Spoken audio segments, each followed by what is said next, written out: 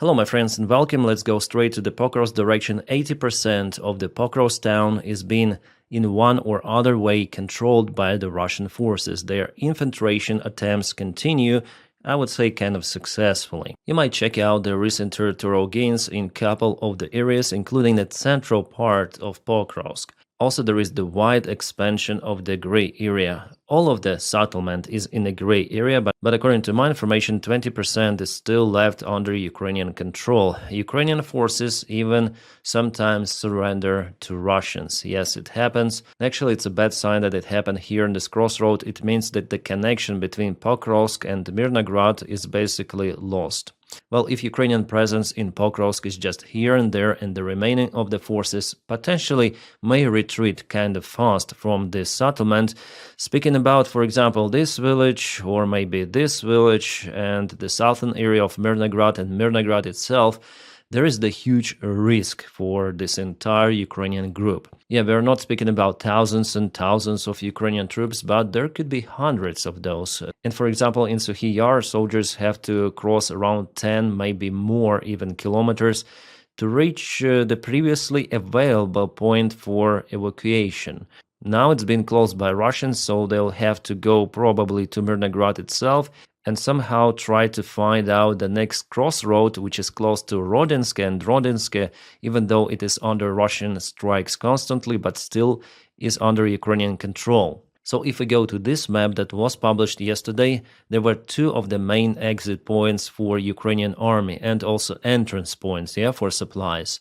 Well, Russians already cancelled this one because Ukrainian troops, they surrendered to Russians at this crossroad. So as for this hour, by the time I'm recording the video, only one exit route is possible. It goes via this very important crossroad. There are some of the field roads, their Ukrainian army may leave this area, and there are multiple of attempts of the Russian army to get to Rodinsk and also to cut this route. And of course, Russia concentrates their entire forces to cut Ukrainian logistics and for Ukrainian soldiers to leave this area.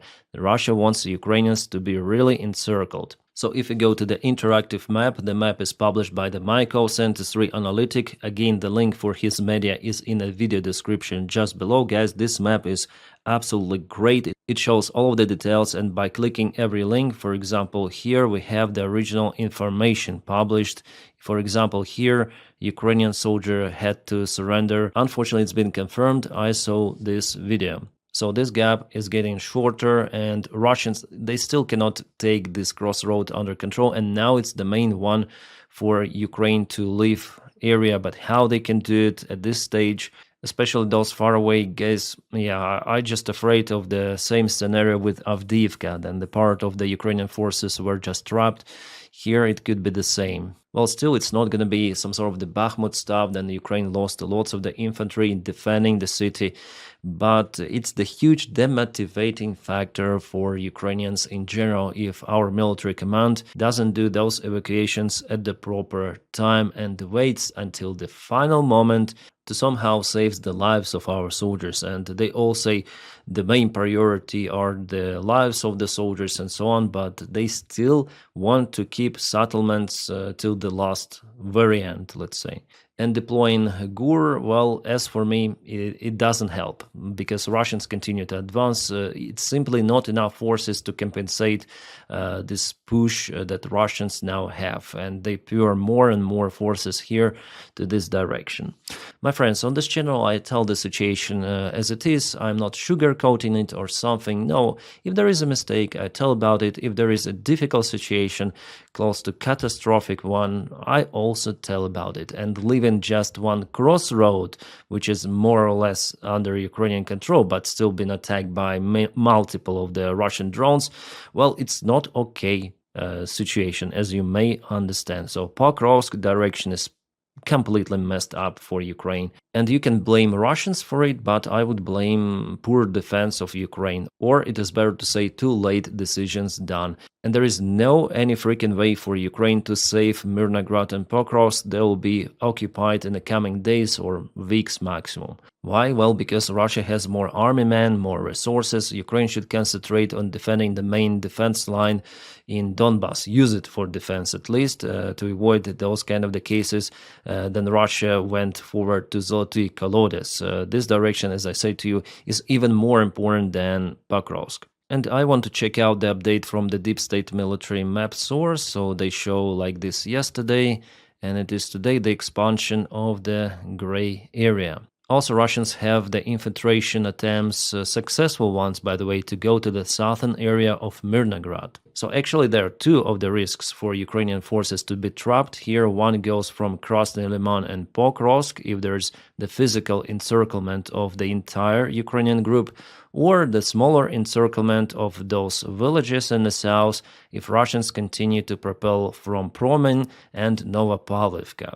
So again, how to withdraw from this area, and to go to Mirnograd, you have the close proximity encounterment with the Russian forces, and here is a very small gap. Yeah, very difficult situation, guys. What can I say? Yeah, I say what I say. I just hope that Russia fails with its encirclement attempts, but the chance for them to be successful is pretty much high, and our soldiers on the front lines, our military command, volunteers, they were all screaming about this possible situation days ago, but Ukrainian military command was not too fast in taking the decisions to withdraw the forces out.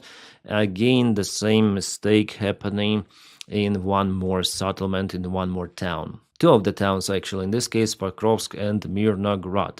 And my friends, thank you so much for watching me, even then I tell about the bad news. I think that this journalism work is important. I consider myself now at this stage as the independent journalist. With the audience I have, it's kind of big.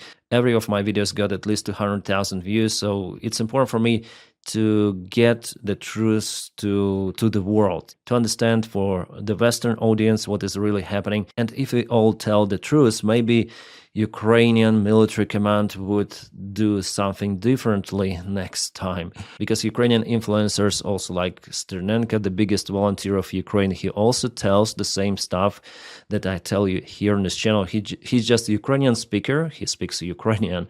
He has the huge audience within the country, but for me, I also need to say about those things. Yeah, we'll have some of the good news in this video. Some of the kabooms happen on territory of Russia. Those may look already like regular incidents, but actually it is really outstanding that Ukraine is capable to hit Russia that far and that hard. So of course I'll speak about it, but now let's continue with the situation update on the front lines. Okay, Deep State gives us the Russian advancement towards Novoplatonivka, and it happened.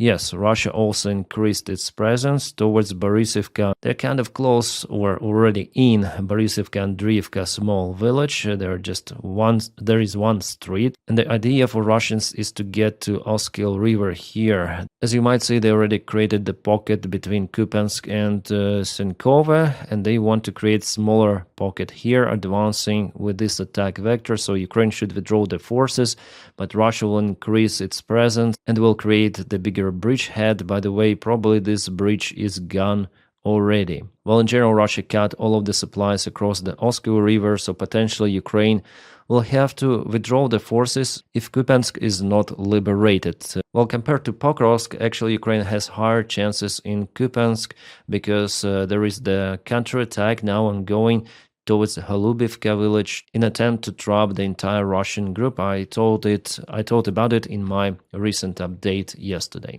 But still there is a big question about this counteroffensive operation from Ukrainian side. Plus there was the Russian advancement not far away from Dachne, but this attack vector was cancelled by Ukraine already. That's the information I have. I would say it's the most successful direction for the Russian army if we speak about the territorial gains. And we also have the information about the possible involvement of the South Korean troops in the war again. At least the intelligence of the South Korea reported that 5,000 military construction workers were sent to Russia and 1,000 of them were spotted right at the border with Ukraine. This source says that they're involved in reconstructing the damaged facilities, but we understand that those are just the North Korean soldiers which could potentially take the part in war against Ukraine. They already did it in a Russian region of Kursk, but Russia counts the occupied regions as also the Russian territory. North Korea recognizes Donbass as the Russian territory as well. I mean, Donetsk and Luhansk Oblast, so potentially, officially, according to their documentation, North Korea could be involved in fighting a Ukrainian army from the Russian side. For now, I don't have the real videos from the drone cameras confirming, but I think it may happen. And you see, Asian army, I mean, North Korea's Asia, after all, is fighting on European territory thousands and thousands of miles away, but Europe somehow is not sending its forces to protect Ukraine, and the war in Ukraine may definitely influence the security of NATO, of Europe, but no, those dictators, they have more prompt action. Again, that's what I don't like, guys. Yeah, Zelensky today visited the Pokrovsk direction, but will it help? No. I think that Zelensky should do something about military reforms in Ukrainian army, Commander Syrsky, and the lack of the competence in general. Because 3 days ago, guys, the tragedy happened in Dnipropetrovsk region. Russians again hit the training ground of Ukrainian armed forces, actually very capable Marines of the 35th Brigade. Many of them died. They were lined up again in front of their barracks for some sort of the award celebration ceremony. Russians somehow knew about that location. They sent their Orlan drone that coordinated the strike of the ballistic missile Iskander. The result, many wounded, many flatlined. There was the big report of the brother of the soldier who lost his life in this Marine brigade 3 days ago. He said that the guy was fighting since the very start of the war. He was in Bakhmut, he was in all of those crazy difficult operations, but he was unalived because of the recklessness and incompetence of Ukrainian command. Yeah, it doesn't mean that all of the Ukrainian command is incompetent, but the system itself is crazy, guys, and I'm tired of speaking about it already, but I have to because it's the real problem, and each time it happens, no one gets punished. That's the huge problem for Ukraine, probably one of the biggest ones, and it's also the demotivation factor for Ukrainian volunteers to join Ukrainian army. The war itself is risky, especially against this huge enemy as Russia, with all of the resources and support Russia has,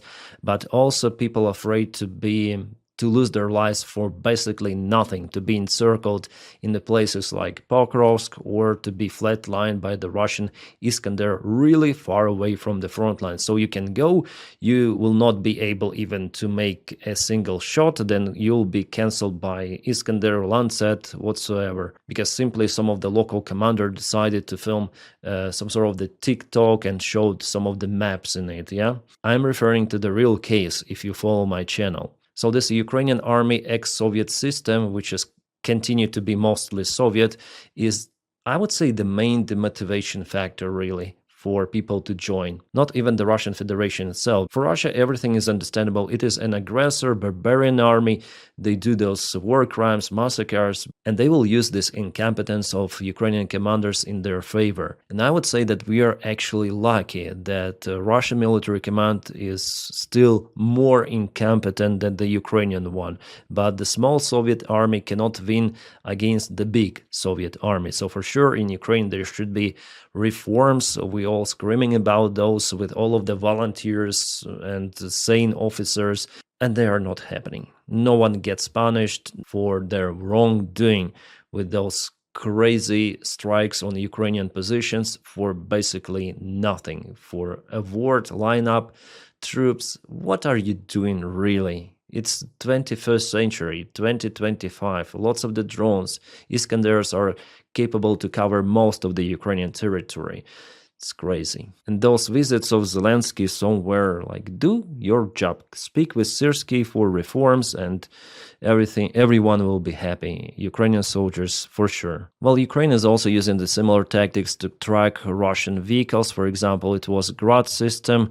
Our drone, surveillance drone, was operating in the area, And later on, Ukraine caputed it with their own type of the Lancet drones, I call them. Those are very effective as well as the Russian Lancets, but Russia invested a lot into the serial production. Ukraine is still in lack of those resources. Ukraine needs absolutely more of everything. This freak again with his Wunderwaffe, Burevestnik, what and other shit he mentioned today on his conference. Putin is degrading to the worst kind of the dictator philosophy. Then they show their weapons, which doesn't mean absolutely anything because Russia already has nuclear capabilities to destroy the world several of the times. By the way, Donald Trump also said that United States can do it 150 times. He commented about it a couple of days ago. Okay, what he mentions that Russia doesn't threaten anyone. Okay, so what they openly threaten everyone in the Western world, yeah, but now they say they do not threaten, but announce the development of its nuclear shield. Well, shield is something to protect your country. What Burevestnik or that Poseidon torpedo, it's not a shield, it's the attack weapon. And on the Russian TV, they say how it will kaboom absolutely everything. Yeah, some of the bullshit from the Russian dictator. Somehow Burevestnik and Poseidon will help to create the perspective moon station, moon freaking station. Like his army is not capable or was not capable to occupy Pokrovsk for almost 2 years, maybe 1 year and a half, something like that. Well, at least I predicted, my prediction was wrong. Then the last winter, Russia could potentially occupy Pokrovsk. It didn't happen. They continued to fight for it for such extensive period of time. They lost so much resources, so many infantry troops and armored vehicles. It is crazy to count everything of that. And what they occupy are just 2 ruined towns. Yeah, this is the huge success for Russia, of course. And they want to build a moon station now.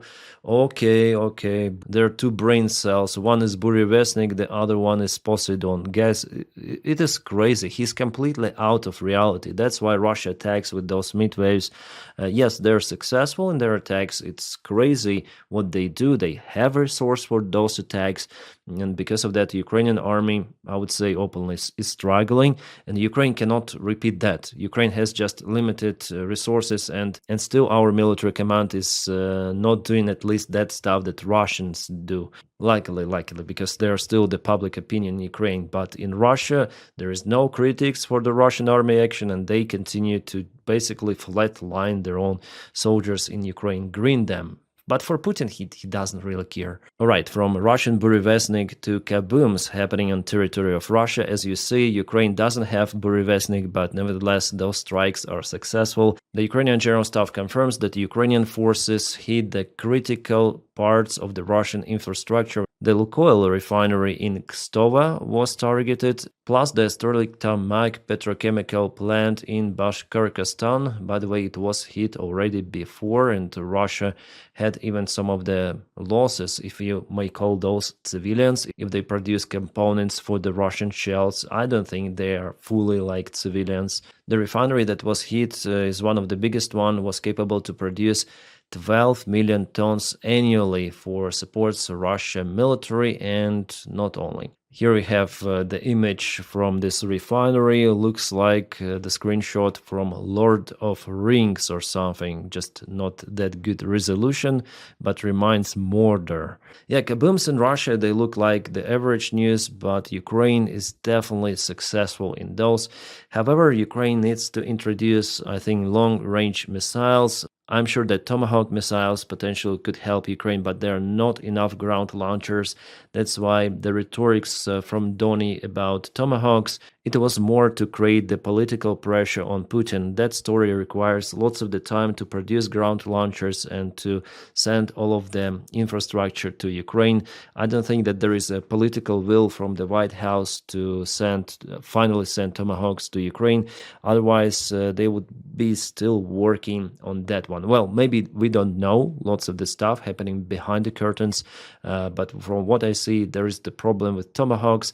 With Flamingo missiles, it's too heavy, too visible for the Russian raiders. Well, at least right now that missile is not that successful, so I would bet on Neptune. That's the solution which Ukraine might take. Storm Shadow, it has the limited range, as well as Taurus potentially could be sent to Ukraine. But Germany still hesitates to send everything of that. And it's just a matter of time, then Russians will come out with some of the solution to create those huge meshes around their refineries or something like that, that would make those kind of the attacks impossible. So Ukraine absolutely should use this time right now. Then Russian refineries are still vulnerable, because maybe next year those attacks may not be possible, or could be possible with the powerful missiles only. All right.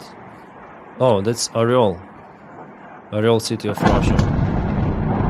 Uh-huh, nice. It is probably some sort of the long-range missile. I heard the jet engine. The jet engine and kaboom somewhere in Oryol city. There is the kaboom over there. If it is a drone flying, usually you hear this buzzing sound like moped. Yeah, we call those mopeds. But here it was clearly a jet engine only, a very smooth sound. Could it be a Flamingo? Yes, maybe, but also could be a Neptune. Interesting. For Storm Shadow Scalp, it's kind of far away. Yeah, one more. Locals report about the fire in a local power plant facility. Yeah, the usual view from the Russian window that goes to some sort of the local refinery.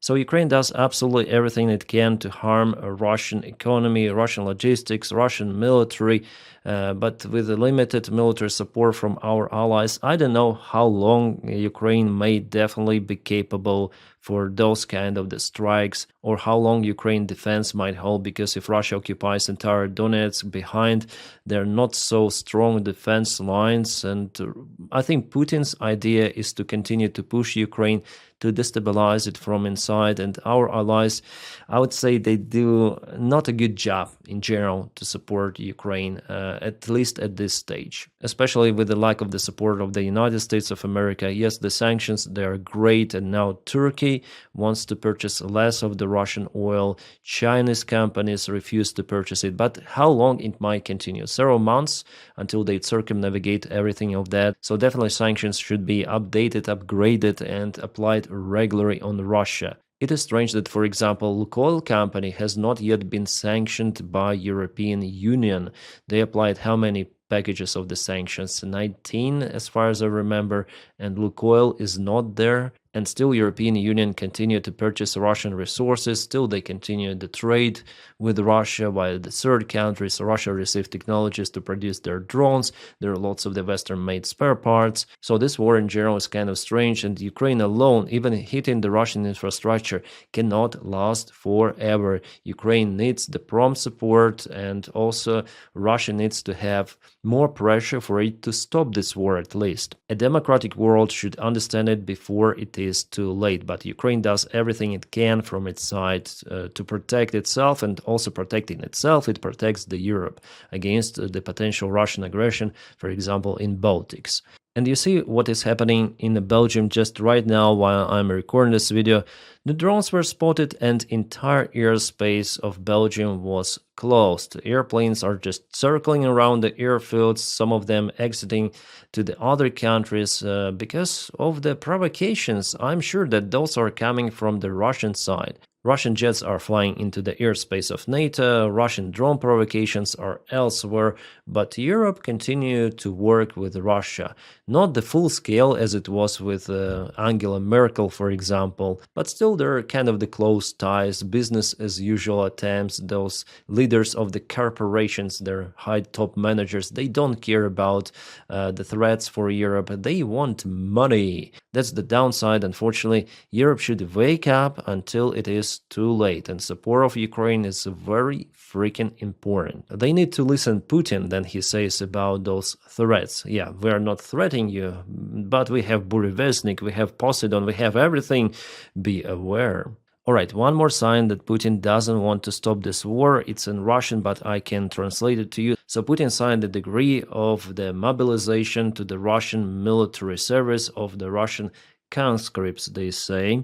that now will go for entire year. Before there were 2 times a year, then Russia mobilized those conscripts, but now Russian army may do it 24/7, 365, whenever they need those soldiers. Also, Russia started the massive recruitment of the reservists, those persons who served in the Russian army before. The Russian military command explains it as the mobilization of the Russian men to defend the Russian infrastructure on the Russian territory. But please tell me how those soldiers, what they may do to protect the Russian refineries, for example, against the drone strikes. Will there be some sort of the mobile groups created, but they do not require that sort of the massive mobilization of the reservists? So the scale of the recruitment and those processes, they tell us that Russia wants to get more army men to the army, and the volunteers are simply not enough to cover the Russian losses, especially those which were happening for the last couple of months. I think that Putin still doesn't want to announce mobilization openly. He is searching for alternate variants till the very last moment, but finally I think Russia will be forced to announce a new massive one. Russian soldiers, those who were just mobilized to the Russian army, mostly volunteers. Old, young, doesn't really matter, but they still go to the Russian army. Some of them more. So Russia still has, like, you see those elderly guys here and there. I think they're close to 60. This guy he looks more than 60 years old. Oh God. And this one also. But still there are some of the young future soldiers. That's crazy. Also more, this channel Parapax publishes all of those kind of the local videos which Russians share in their groups, and still elderly guys are this young, but many elderly as well. Usually those who live in the poverty or have some of the problems, they go to join the Russian army. They think that their lives could be improved, but usually it's not like that. Usually their lives are being cancelled. Yeah, that's what happens to them. Going somewhere, scrolling, probably obtain some of the wounds. The situation is not that great on the front lines. The crouch battalions, but again, we shouldn't underestimate the enemy. Russia has lots of those army men, and Russia has the part of the army which is very, very capable. Yeah, those guys are usually being sent to the straightforward meat attacks, but some of the Russian army may attack from the flanks. They have very capable forces. Russian Marines, paratroopers, so because of the resources, it's strong, and also because of the experience, military experience. It's not what it was in 2022, and we should understand it. I guess Ukrainian media also did kind of the terrible mistake before telling, oh, those are just chmobiks in the Russian army. Ukraine can nail them, and definitely Ukrainian army was successful in autumn of 2022, but now those kind of the breakthrough attacks operations are not possible simply because of the drones and the kill zone which has been created on the front lines. And Russian army is also not capable to advance that fast, at least right now. Then Ukraine keeps the main defense lines under control, but there is always the risk for the Russian army to break through that Ukrainian defense. So the real picture should be told. The Russian army is damn strong. Our officers are telling about it. Their Rubicon drone unit is very, very capable, and they have up-to-date gear. Luckily, there is the only one unit like that in the Russian army, but definitely this enemy is damn strong. And if we tell that they're chmobiks, they're hobos, sometimes they have those narcomans, alcoholics also in the army, but that's just the part of them. If we call all of them like that, what it means for Ukrainian army if Ukraine has to retreat under the pressure of those so-called alcoholics or ex-prisoners. No, Russian army is damn freaking strong right now, compared to 2022. Nevertheless, even the Russian army has its own resource, and for Ukraine it's important to continue on defense to exhaust Russian army resources.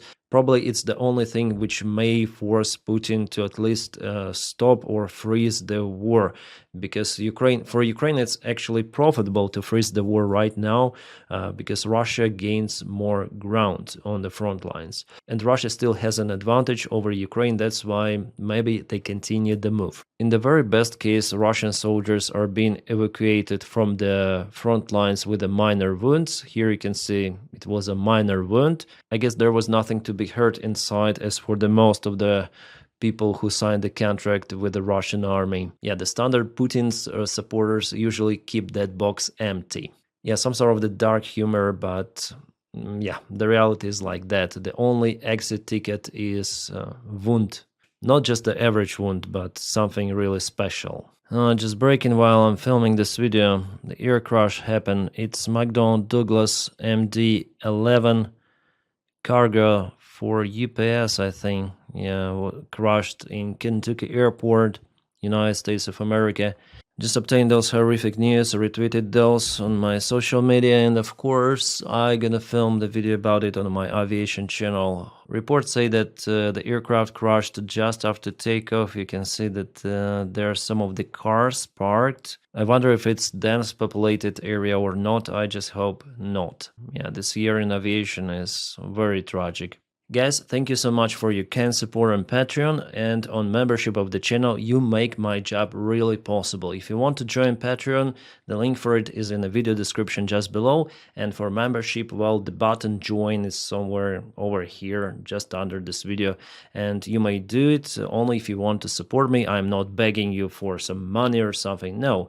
If you don't want to do it or you don't have any opportunity, just press the like to this video and subscribe to the channel, because it helps to spread information all around. And I'm very, very grateful for you. I'm just saying that because of your Patreon support and membership, we don't have any sort of the integrations with any sort of the brands. Those integrations which you sometimes see in other channels, they may ruin the impression of the video. I'm not saying that I forever canceled those, but for now I'm more than okay with your support of my job, so probably we're gonna keep it going, yeah, like that. No integrations on the channel, no brands, nothing, just pure cooperation with my audience. So guys, thank you so much for it, and I wish you all a peaceful sky wherever you are. Have a great time.